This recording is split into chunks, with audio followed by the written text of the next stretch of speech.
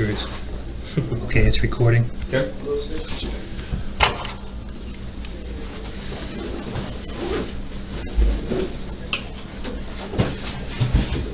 he walking off a list of questions? What's that? Is he walking off a list of questions? No, that's all recording. You're all right. I know what yours is. I thought she was asking for, I thought you were asking for our help. Well, yeah. You would, You don't help. you? Hey. Yeah, absolutely. I got gloves. I'll take the large. All right, partner, on you want to sit? Have a seat there. Thank you. Right over there, Edwin. This office right here. Okay. You want, wherever you want, just tell me where you want to be set. That's fine. Let me know when you're finished. Okay, thank you. Hello, sir. Hi. My name is Sergeant Beckwith. I'm Mac. Wait, I shouldn't introduce myself because you guys know me. We know a little bit, right?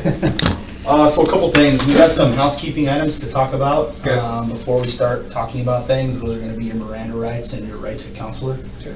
And then I wanted to talk to you, just to let you know where I'm coming from, because it sounds like you've done a lot of good things, even to this point. And so we're not really concerned about the NDA at this point. It's going to be about, finding her. Okay. So, but before we do that, do you have any questions for me on the onset before I advise you of some things? Because I'm going to advise you of your Miranda rights and your consular rights. Okay. Right, before we start talking about things at all, but as far as questions you have before we get into that, I'm all my cards on the table kind of guy. Okay, I'm not going to come in here and try to be all tricky or whatever. Detective McLaughlin's the same way. Okay. Well, all I got to say is that I want to go home. Okay. And I'm going to do everything possible to go home. Yes, sir. And home meaning Oregon. Yes. Okay. Of course, Because I'm home, right? yeah, we're working on that as well. Okay. So that's something we're working on. Let's see here. Mac, while I'm pulling up this language, Yes. can you advise? Sure. So Edwin, at this point in time, I do want to let you know that the room is being video recorded. It's also being audio recorded. Just for the sake of being official, today's date is the 26th of July, 2016. I have about 12 hours. I'm Detective James McLaughlin. Present with me is Detective Sergeant Eric Beckwith with the Redmond Police Department. Edwin Lara, Enoch, Laura, is that right? Okay. So I want to let you know I'm recording the conversation so that you're aware of that, okay? Is there any questions about this conversation being recorded at all? No. Okay. Just so you know, initially, Can you back up just a little bit? yeah. We're going to ask you some questions about the MVA, that stands for the motor vehicle accident, all that stuff, okay? Before we do so, I'm going to advise you of at least your Miranda rights before he gets into the consulate information section. You do have the right to remain silent. Anything you say can and will be used against you in a court of law. You have the right to speak to an attorney and have him or her present with you while you're being questioned. If you can't afford to hire an attorney, one will be appointed before any questioning if you wish, okay? Very important. Also, we're here to talk to you because we know that we've spent the last 16 hours talking to Isabel, finding out stuff about you with your family and those kinds of things. I know you got a heart that's probably pretty heavy and you want to tell us some stuff about the vehicle accident, and that's why we're here, okay? So it's important that you hear what I just said to you. I want to make sure that you understand those rights that I just read to you. I do. Okay, sir. I also have to read you, these are your consular rights, okay? So I'm going to read this directly verbatim. It says, as a non-U.S. citizen who's being arrested or detained, you may request that we notify your country's consular officers here in the United States of your situation. You may also communicate with your consular officers. A consular officer may be able to help you obtain legal representation and may contact your family and visit you in detention, among other things. If you want us to notify your consular's office, you can request this notification now or any time in the future. Do you want us to notify the consular's office at this time? No. Okay. All right, so here's the thing I just want to get to, the nitty-gritty. We have not been able to find Kaylee's body. Can you please help me find her body immediately before we start talking about anything else? The reason why I'm asking you that is I've done this a bunch of times. I want to tell you where the body is. Yeah. I do. But I want to get home first. Okay. So here's what I know about this. Hear me out, sir. we can't change what happened, the three of us in this room. And people will care more about what happens right now than what happened before. So we know that you've been talking to some people, et cetera, right? And because we have different jurisdictions, I can assure you that right now the DA's office is working on allowing us to take you back to Oregon, okay? But they're still working on that, okay? So in the meantime, we need to consider some things, okay? If this information gets to other people that you were like, hell yeah, I'm gonna tell you, but only until I get what I want, they might try to think of this about something different than what it is, right? And so what I've determined is, and we've looked at this a bunch of times, is I don't think you're a bad guy, right? I think that things have spun completely out of control, sir. Sir, am I right? Okay. But that being said, you know from your training and your education that we have a massive load of resources right now dedicated to one thing, and that's to serve the victim's family, okay? And they need that, and they need that right now. And so I need you to remember that it doesn't matter so much about what happened, it's what you do now. Yeah. And you know this, man. A pen? Wants to do a map.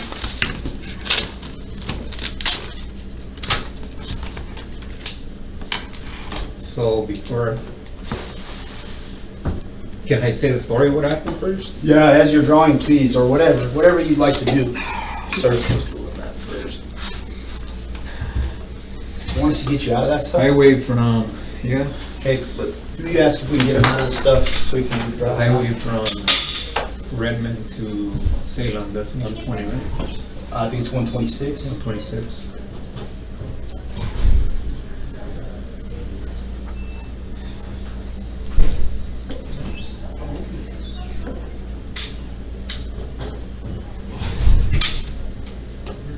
Yeah, we'll get you out of those things.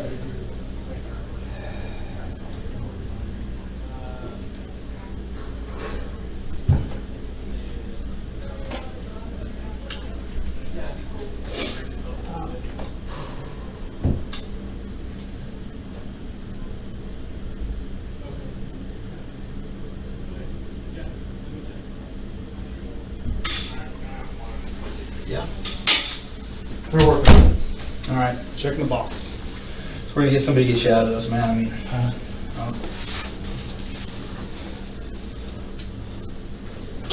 so that's Highway 126. 126 highway, Mm-hmm.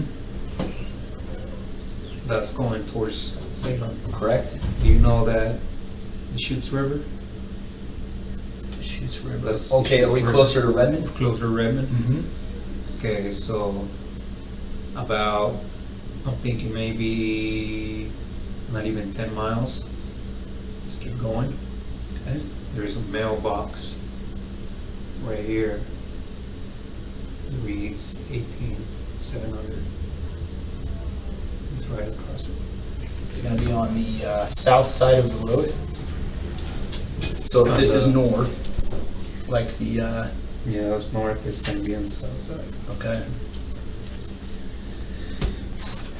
And this is gonna be east towards Redmond, correct? And this is gonna be west towards Sisters?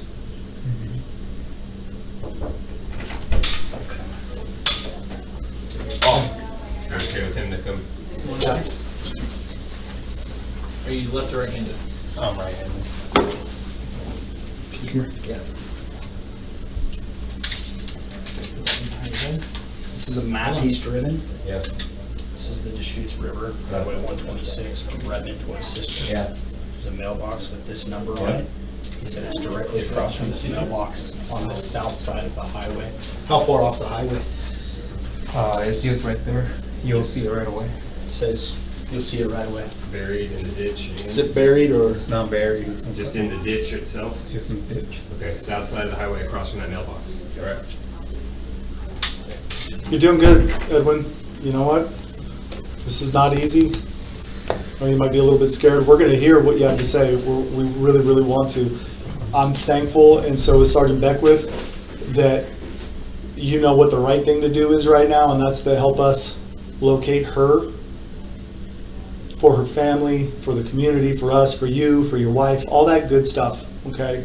So I'm thankful to you. I want to say that right away, that you hear what this man has to say and that you've got a heart inside of you. And I know, because I was in your house. I saw the Bible. I know you thumb through it a lot. I see that you've tithed for months consecutively. I know you have God in your heart, okay? And that's just not a trick. That's eternal, right? You know that. But I'm not talking about this moment. I'm talking about the big picture, okay? And so I appreciate your honesty. So, what happened, man? What happened? Like the straight up, what happened? So I was putting the signs up where there was an event going on. It's a School, college. cyclist event or whatever. You know, I was in a hurry because I want to get out of there. And I was going to turn south on College Way on the D4 lot. So I was going to turn south on the do not enter area there. And I didn't see her. She was wearing all black. So I was in a hurry, so it was my fault. And I wasn't expecting anybody, you know, at that time of night. So I just turned and I mean, I didn't hit her that hard. I just bumped her with the patrol car, bumped her with the front rack. And she fell down. And at first I thought, you know, first thing I was, oh, I killed her, you know, but I didn't hit her that hard. So I got off the car and she was really drunk. And then she looks at me and then she started screaming. She started screaming, Yeah. or you did? She did.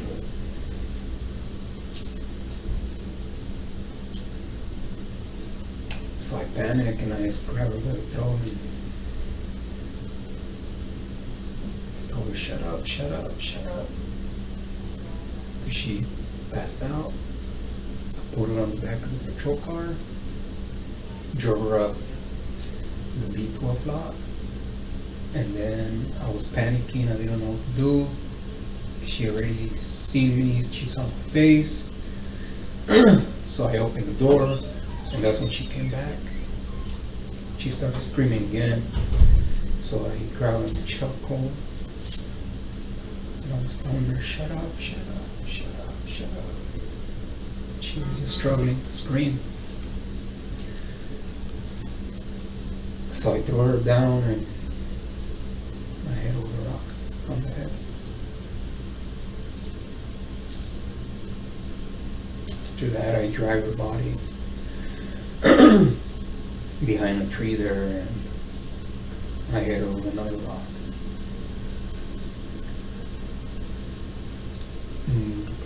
And that's when I think she died because I heard her breathing. Her last breath. And then left her body there. I went to the Zama gym. I tried to wash off all the dirt from my glove. I had a stain on my shirt. I was wearing the bike patrol shirt. I had a red stain. I couldn't take that off, so I started washing my pants and my boots on the Mizama gym.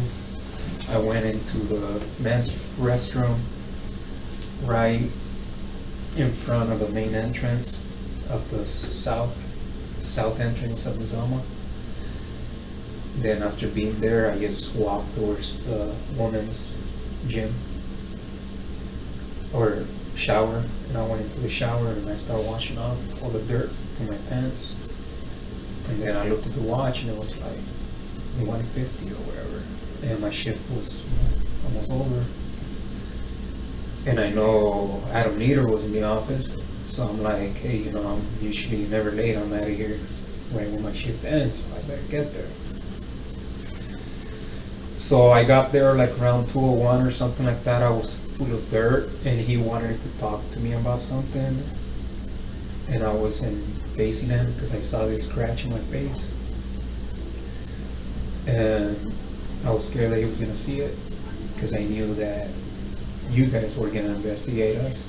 I knew that for a fact because I'm not dealing with stupid people, right? Yes. So I panicked and, you know, I just let him talk and I acted like I was doing something on the computer and I was just saying, oh, yes, yes. And I tried telling him something, but I was so nervous that I don't think he was able to understand me, what I was saying. He goes, what? And I said it again, and he wasn't able to understand me. So at the end, I think he just left it like that. You know, he didn't ask me any more questions. But I don't think he realized anything bad, you know. I just think he probably thought I was tired or something. Because I told him, you know, I'm tired, I want to go home.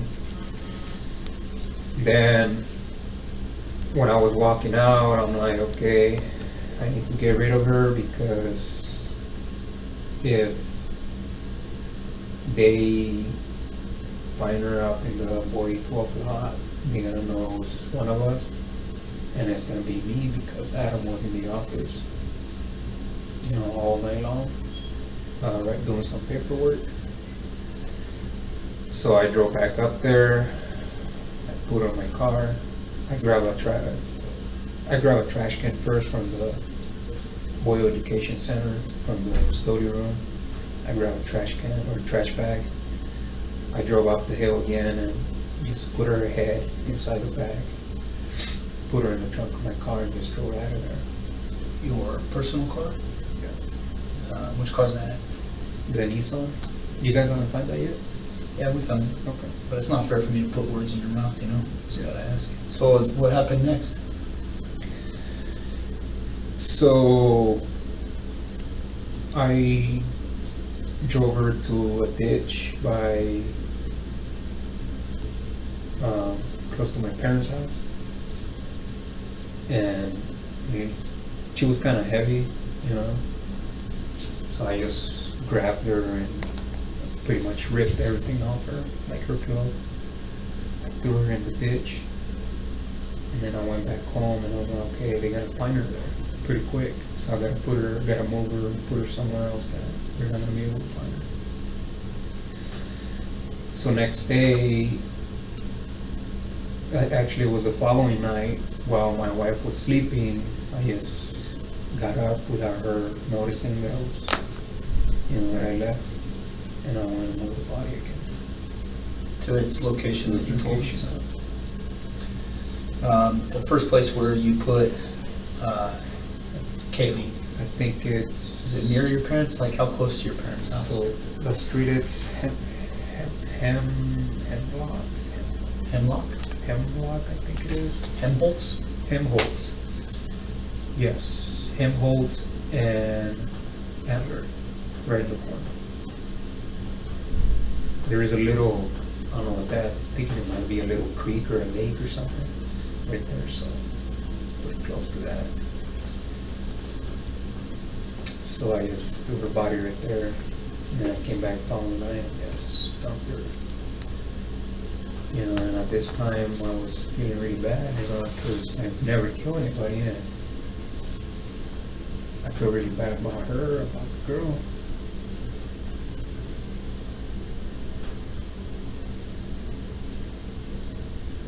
Could you be insert to that? And I was feeling really bad about what I went through. Because she's my everything.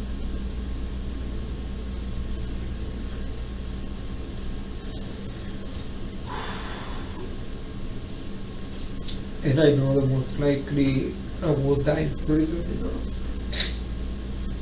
And that's gonna be one of the things that I'm gonna take in my heart. Isabel. And the regret of killing this girl. And I know this is being recorded, and apologize to the parents. To the dad, I know the dad has been looking for her non-stop. I apologize. She looked like a really nice girl, and she didn't deserve what I did to her.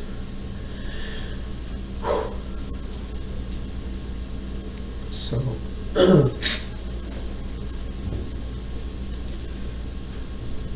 following day after I moved her body, The second time, or the first time, second time I should say, I woke up with this thing in my heart, like heavy, you know, and I'm like, so I knew that from the moment I told my wife she doesn't turn me in, because I know her.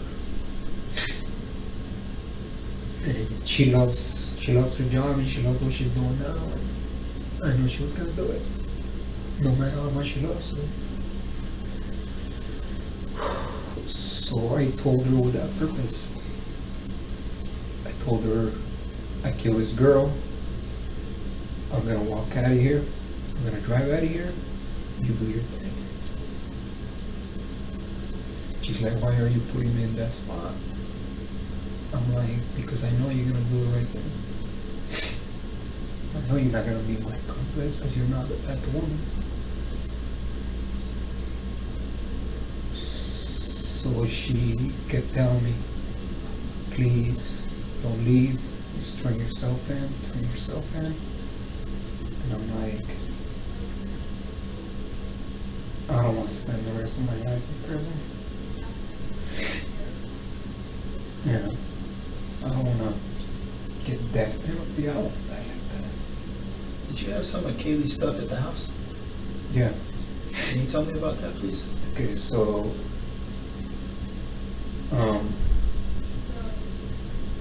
so I grabbed it from the patrol car and I put it in my car with the intention of getting rid of it, because I actually grabbed her phone from the purse with my bare hands. I didn't use any gloves. So I was scared that my fingerprints were going to be all over that purse. So I grabbed the purse and I put it in my car because I'm like, well, I don't think there's fingerprints in her body. You know, but there's fingerprints on the purse, so I cannot leave the purse here. So I grabbed the purse, and when I was driving out of the campus on Portland Avenue, I threw the phone on the Chutes River. Is that the Chutes River? On the park? Yes. So I threw the phone in the river. Which phone is that? Her phone. Where was it? It was in her purse. Why Yeah. did you throw it in the river? Because they were gonna find it. You know, if I throw it somewhere else. And I mean, I knew sooner or later I was gonna get caught. And you know, for a fact. You know, and You was trying to buy some time. I was trying to buy some time so I can say bye to my family, I guess. Did you talk to your family after this? Yeah. How'd that go? Not so good. My grandpa told me that I screwed up my life. My mom and dad can believe it, or my stepdad, I should say. He's like my dad. Can believe it. You know, they were very concerned about me.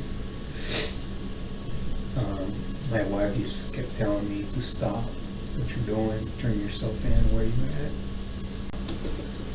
So a couple things you need to understand, and we're finally getting to the real problem here, we really are, is you knew she was never getting out the car the moment you shut that door. Well, let me finish. You need to let me finish, right? Because I know this, okay? Because you said we were hookers. She's like, no. Immediately you go to give me your purse and your phone. Well, I knew she wasn't gonna get out. She wasn't gonna survive that encounter, was she? No, it Because was. you can't rape her and let her live, can you? And she can't make a phone call if I you have it. wasn't gonna rape her. Well, you can't let her live. Edwin, we're missing something here, man. Look, yeah, I know what you guys are thinking, and it makes perfect sense. It does. Because Why would I you know ask? where you Why got- would you ask for her purse? What was in your head that made you want her purse? Because, you know, Just in case she had a gun, she could defend was- herself. She was gonna use her phone. to call 911, call for help. So, but listen to this. According to your story, this is where it does not make sense. If your intent isn't already there to do some kind of harm or some kind of evil to her, some friggin' evil that's there, bro. It's there. You just gotta face it down, man. You can't cower away from it. You face that damn thing down right now. If I you appreciate know that. the only way, if you don't have intent in her head, your thought is, I gotta keep that phone away from her because she's gonna call for help before anything bad's even happened. You've already made a decision. Am I right or am I wrong? Help me. So, I made the decision at that time to silence her. To kill her. I- Let's be real, when you say Yeah. silence her, you mean kill her, is that correct? Okay. Because When did you make that decision?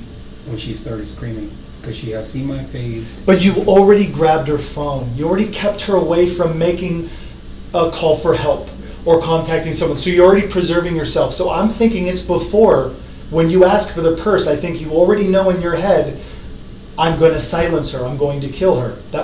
Why else would you ask? So, when she gave me her, like she had her phone, because I knew her phone was back there. Like it just clicked on my head, and I put her purse back there. Her phone is in there, you know. So I told her, give me purse. So then Tell me exactly how you said, give me your purse. Say exactly how you said it, Okay, so I went, give me your fucking purse, just like that. just like that. Okay. So she hands over the purse, and I'm like, your phone is not in here. And she goes, yes, it is. So I start digging in the purse with this hand, and I find the phone, and it's there. So, and you know, very relieved. But at this time, she's struggling with the door, and I'm telling her, shut up, shut up, shut up, shut up. You know why you felt relieved when you found that phone? You know why? Tell me why you felt She relieved. wasn't calling her help And she was never gonna get away. because she had seen my face already. She was already seen her face. And you already knew what you were gonna do. No. You were gonna silence her, you already told us that. Well, yeah, but Why else would you I- grab her phone? because from the moment, that's when I knew that she wasn't a hooker. You know, And she's gonna tell. She's gonna say something. if I let her out of the car, she's gonna go say, hey, you know, security guard raped me or something. Do you have dominion over a woman? Dominion? Mm-hmm. Dominant. Is there anything about her life that means less than yours? Okay. But you told us earlier when you were trying to carjack people in Salem, you wanted a woman who was weaker.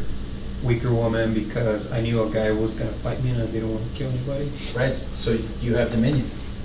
I don't What necessarily. I guess what I'm getting at with that question is that at some point or another, something as minor as an offensive comment, are you a hooker? I mean, honestly, what we've approached there is you possibly losing your job for offending somebody. Okay, people are offended every day. People lose their job for offending people every day. That all of a sudden became more important than the life of a human being that you say is Because equal, I think right? I think she honestly thought that I was gonna do something. You were, man. Edwin, that's Because- the problem. Right now, you were. You absolutely At first I wasn't. Yes, you were. No, I wasn't. Well, Sir. let me back up. Let's just settle this right now. When you saw that girl and you picked her up, were your intentions to help her because you're a security guard on the campus and people look up to you? Was your intent to find some way to help her? Or was your intent to find a way to f her, either by paying for sex or taking sex? And when things went south, you knew you had to kill her because now the person she looks to for safety and security wants something from her that she doesn't want to give him. So when I picked her up, because you know usually when we help someone, we call her on the radio. Did you call her on the radio? No, because I thought she was a hooker. And I asked why. That's why I didn't call her on the radio. That's why I didn't call her on the radio. And when I realized she wasn't a hooker, I felt discovered. Oh, crap. You know, now she's gonna go tell the whole world that I was looking for sex. Oh, wow, how weird would that be for a dude to be looking for sex? See what I'm saying? And that's not that bad, Dudes right? look for sex. Dudes look for sex. Well, yeah, but not a security guard that is supposed to protect. Well, I think you just said it, man. Another random dude walking on the street. So were we lucky in the fact that the first time you can't control your urge to have sex with a beautiful woman, that we catch you and you give up and we find you, et cetera, et cetera. I don't believe so. I believe there's been instances in the past that maybe you were close, something that was happening, well, maybe something's gonna happen here, and you backed away, whatever. Has there ever been a time like that? And what he means by take it into consideration is this, man. Bluntly, you've betrayed that trust. Okay? The sound that you heard after the strike of the first rock, before you hit her with the second, is agonal breathing, and you know this. It's the sound of life leaving her body. It's the sound of the life God breathed into her, leaving her, and her life being no more, going away, being done. It's the sound of everyone loving her, mourning. It's the sound of her blood crying out from the friggin' earth. Right? You know this. It's Cain and Abel. No. No. You know what it is? You need to hear it though. Okay? I respect you enough, Edwin, at this point, that I've asked you for detail, and now I'm going to give you my own. Okay? Those are the cold hard facts. Does God still love you? Will He forgive you? Will He bring you back into His heart? Will He? Questions you have to answer for yourself. But the truth of the matter is that her blood cries out, man. That her life is gone. It will never be replaced. The truth of the fact is this. What you mistook for a hooker was an absolute angel. Was the apple of her mom and dad's eye. Was the breath that they breathed, that they spent and cultivated all their life raising and growing. And she is gone forever with your semen all over her. That's the truth, man. Okay? It's brutal. It's hard to say. It's hard to sit in here. But you got to face it before you can look your God in the eye and ask for that forgiveness and be able to receive it. That's the heart I want to see in that letter. Not graphic depictions, but the heart of a man broken, right? That you look and you can see what you've done. And you can begin to rebuild. You have love, mercy, compassion, right? Vastly different than rage, even than fear, fight or flight, right? Evil. Vastly different. Am I right? You've known some love in your heart, right? You love things. This is why I feel like this. Mm-hmm. Because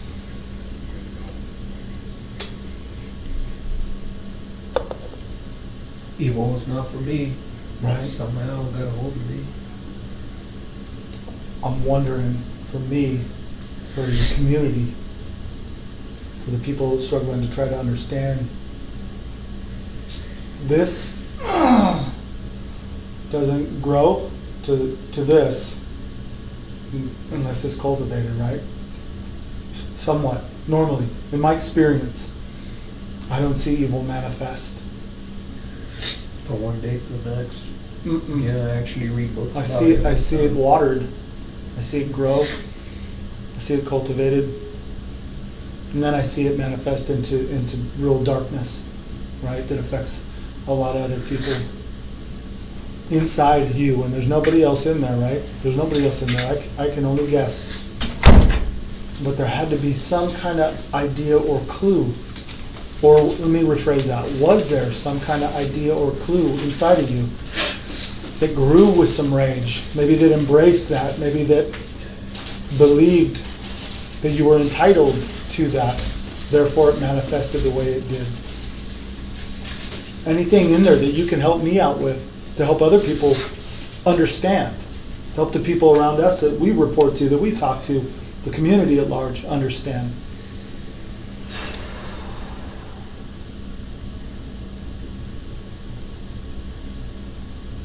So